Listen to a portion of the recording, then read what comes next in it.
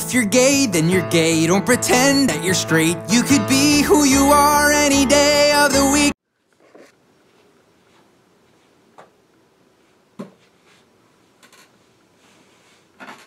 I'm really excited to see what else you're going to bring us this competition.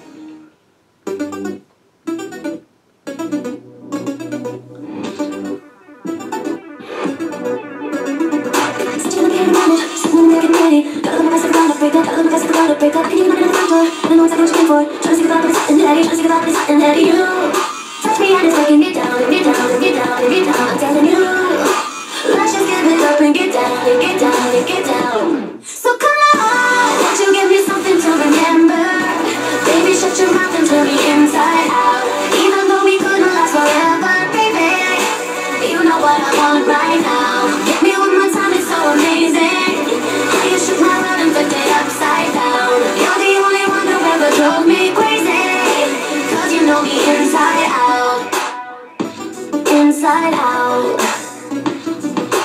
I know that we probably shouldn't do this. Wake up in the morning feeling stupid. So that we were done, but you're all up on me. So that we were done, but you're all up on me. Tell me how we got in this position. Guess I gotta get you out of the system. Try to let you go, but it's not that easy. Try to let you go, but it's not that easy. You touch me and it's breaking me down and get down and get down and get down. I'm telling you, let's just give it up and get down and get down and get down. So come on, won't you give me something to remember?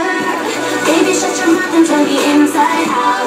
Even though we couldn't last forever, baby, you know what I want right now. Hit me one more time, it's so amazing. How you shook my world and flipped it upside down. You're the only one who ever drove me crazy. Cause you know me inside out. Inside out. Inside out. So come on, won't you give me something to remember?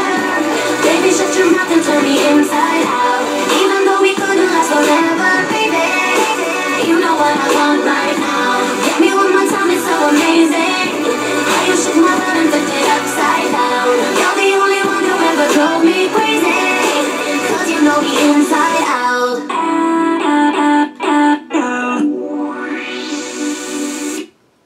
Hey, what's up you guys, Sonic1245 here, welcome back to GSA Forever. That song is Britney Spears' Inside Out off her Female Fatigue album. So, in the last chapter of What You Don't Know, we apparently found out what is going on with Drake. Drake apparently doesn't want to go to the pool because there's this person there that apparently is...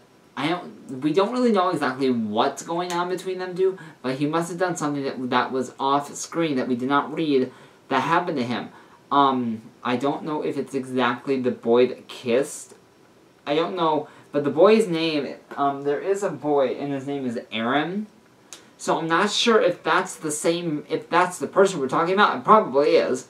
But, and then early on in the story, before we met, before Drake was ever in the dorm, Jay went to go get something from the vending machine, and apparently this boy fell on top of him and kissed him to keep him quiet, so the girls that were giggling and chasing him would not find him. So yeah. Here's the last part of chapter 22. I wish I understood, but for now, I'll hold you. I looked up and seen him staring at me like I just solved world hunger. His eyes were lit up despite their redness and swelling, and he said quietly, "Thank you. You're my best friend too, by the way." And I think I saw him smile. "Come on, let's go to bed. I've kept us up both. I kept both of us up too long." He stood, giving me a small smile. Giving me a hand, a small smile. I nodded and smiled and told him I would have stayed up all night if he needed me. He smiled and grew a little bigger and turned off the lights to get some rest.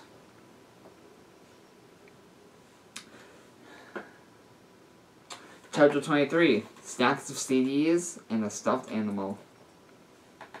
Jay's point of view. I led him up wooden stairs and down the hall into the guest room. It was small, boring, with a twin-size bed and a large dresser. You can sleep either here or in the basement, I suggested. I'll sleep here, he replied quickly, almost cutting me off. He smiled and let his arms go free, dropping everything, and was holding, then sat on the bed. Okay, well, I'm gonna go put my stuff away. Make yourself at home, I smiled, and he gave me a thumbs up, already untangling his earphones and putting them in. I began to make my way to my room, but I froze when I heard the door open and Carly's voice. She was talking on the phone with one of her girlfriends. I flew down the stairs and grabbed her into a hug. She started laughing, and I said, "Hey, I'll talk to you later." Hanging up the phone, she squeezed me back, smiling almost as much as I was. Aw, I missed you, JJ. Look at you, you're growing up so fast. Carly, Carly, I've only been gone a few months. I laughed, putting her hands away from pinching my cheeks. She ignored my comment. You have to tell me everything that's happened to you. I know I have letters, but I want to hear some things in person. Where's Drake? You didn't you say he's staying here? That's his car, right? Your car could have never looked that awesome, she teased, pushing me lightly. I would argue with you over that, but you're completely right. He's in the guest room unpacking the pounds of clothes he brought. She jumped up and down. I want to meet him, she squealed. Sometimes my sister acted like a younger sibling. Give him a few more minutes, he's probably I started. Hey! I turned to see Drake running down the stairs much more soothfully than I had. Carly's eyes lit up and gave her that happy, well-known Drake smile. Oh, hey, she said, looking him up and down. You're kinda hot. It's too bad you're gay. We could have hooked up, she said, trying to keep a serious tone. Drake laughed a bit. I don't do bitches, which broke Carly's scenarios and made her laugh. I like this kid, she said, smiling. Who doesn't, though? I left them to get to know each other, but they had already gotten along really well. What person does Drake not get along with? I wish I had that charm about me and Drake. Me that Drake has. I slid into my room, unpacking my bags of clothes. When I looked up and grabbed a pair of jeans, I noticed a small piece of paper laying in the doorway. Maybe it fell out of Drake's bag. I rolled to my knees and reached over and grabbed it and sat and unfolded the note. It was neatly folded, unlike the one I found in the bathroom. I wondered what was the need for the fold in such a small piece of paper. Did he want to keep from someone reading it badly? I prepared myself to squint and strain to read the letters, but I stopped when I realized it was different handwriting. The letters were small but clear, and the humps on the M's and N's and H curled up at the end. Drake's handwriting? Don't ever talk to me, or look at me again. I've tried of this, and I've been going on for way too long. Tell him to stop, please, because he won't listen to me, and I want the length of trying for you. I don't even owe you anything. You have to stop this. Now, don't keep bringing me into this. Don't reply to this. Read the first line again, if you have to. Bye. My eyes grew wide. What is he talking about? Who are you talking to? I folded the note back up and started a few minutes rereading and trying to come to any logical conclusion. Did he mean to not give it to this person? Maybe he meant to, but didn't. Maybe it's one of those accidentally on purpose things. I shook my head and sighed, resting my face in my hands. I picked up the note from the carpet again and slid it into the bottom dresser drawer. I need to confront him about this, right?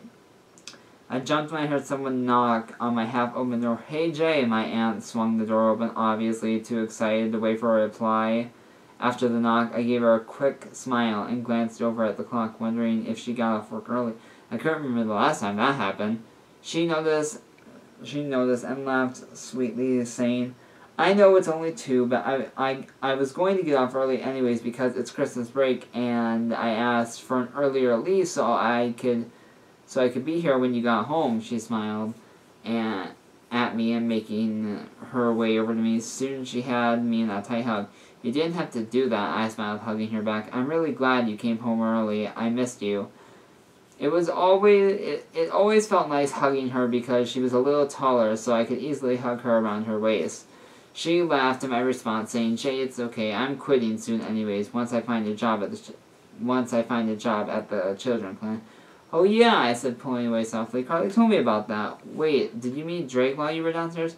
Yeah, he's a sweet kid. He thanked me for having me over about 8 times. She giggled. I told him it was a favor from me for being a good friend to you. I smiled, nodded. I'll come downstairs in a few minutes, okay? I'm just gonna finish up here. After looking at my half-empty bag, she nodded and made her way to the door. She turned the last minute to smile and say, let me know if you need anything. I'll be downstairs. I smiled and nodded at her. After shutting the door, I finished loading my clothes into my dresser. It didn't take long because I didn't bother to organize the shirt or pants or boxers or socks. I spent half the time hanging up nicer shirts in the closet. I smiled and remembered when Carly had picked out outfits for me. I gave myself a mental note to tell her I missed it.